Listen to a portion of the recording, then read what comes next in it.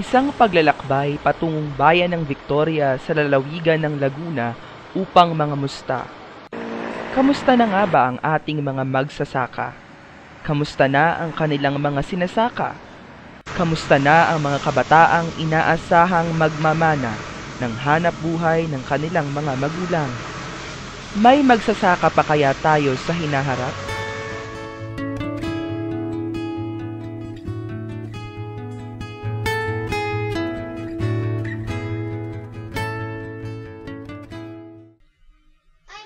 Nakilala namin ang magkakapatid na sina Vincent at Trina, parehong nasa high school.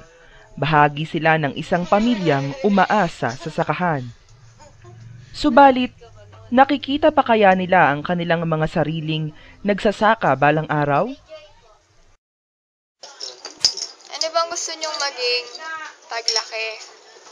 Ikaw, Vincent. Maging...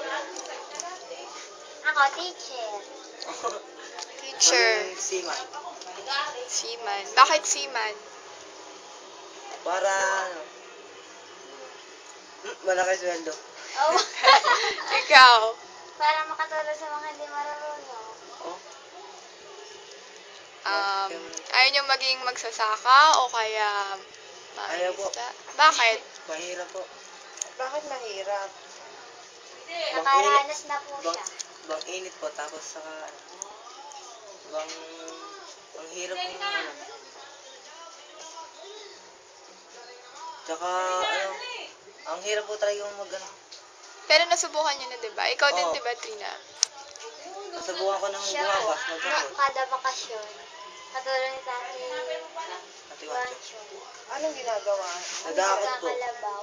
Tapos uli nagapas na, Ayun. Nagsasaka ba yung tatay niyo? ah, Nagsasaka ba yung tatay niyo? Pagminsan po, natulong minsan po. kay nanay. Lama. Ikaw, Trina, tumutulong ka din. Pagminsan po. O masaya ba? Mahirap? Mahirap? Opo. Sige. Gusto niyo ba dito magtrabaho o kunyari maging, syempre yung seaman hindi dito. So gusto niyong Ano bang makaalis? pangarap mo para sa pamilya mo? The future. Para sa pamilya mo, para sa mama? Mama mo.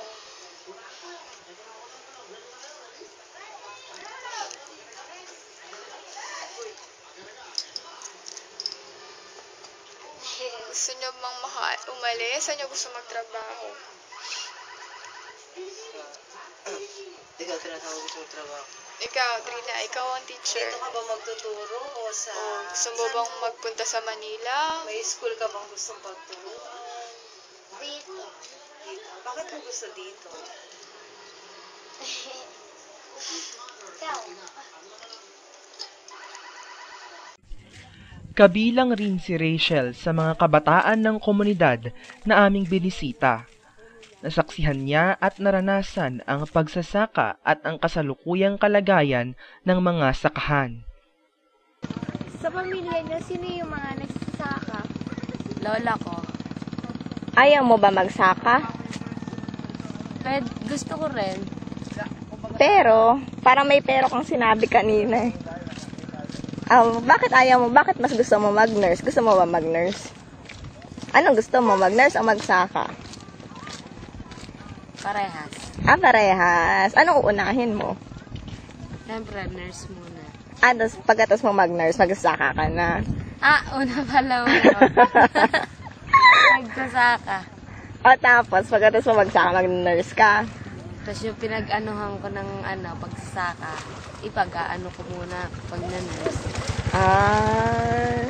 Ibig sabihin sa pagsasaka ka pa rin kukuha ng pang-nurse mo. Sinubok rin namin na kumuha ng panayam sa isang magulang sa komunidad. Bahati mo yan. Yung lawak niya, puro tubigan yan. Ay nga lang destinasyon ng dagat na, di ba yung may taong yan? Yung sa pangkalampas na yun, yun talaga lang ang dagat. Ito, talaga tubigan na yan. Doon, kilala niyo sa Suklaw. Yung kasama yun sa inyo. Diba? Opo. Doon siya nakatira yun, sa may pulong yun, no? Ayan doon siya nakatira. Yung nakatira nga sa senior. Yan doon sila nakatira sa pulo. Lutang na lang iba ay bubog. Gaano katagal na po ito? Tingnan nung habagat. Bagyong habagat. Mga mag-isang buwan. Oo, isang buwan na nga. Ano dito, pang gagawin hanap po ko dito. Kawawa naman ang mga tao dito. Sa aming paglibot, nakita namin ang kinahinatnan ng ilang bahagi ng lugar mula sa katatapos lang na habagat. Baha.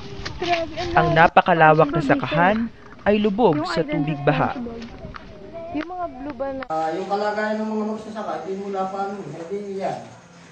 Mahirap yung kanilang kalalagayan. Pag araro, pagtatabas ng tilapil, pagsusuyod ng mga kanarya.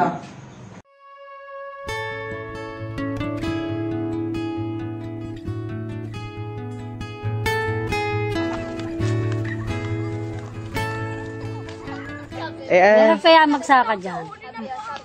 Ang asawa ko lang naman ako dayo din dito. Asawa ko lang ang kwan dito sa kanilang lupa. Pero yung asawa ko hindi rin naluso. Yung mga ano-ano na lang nila. Pinauupa nila. Hirap kaya dyan. Gusto niyo po hindi na po yung mga anak niyo Siyempre. Kahit sino naman magulang dinas na yung hirap dyan sa palayan. Hanggat kaya paaralin, di paaralin mo sa ibang lugar mo pa trabaho. Mas maganda nga doon sa syudad na mas hindi ignorante sila dito. Katulad ng ibang bata. Nakaharap sa ibang tao magiging ignorante. Iwak naman ng gano'n.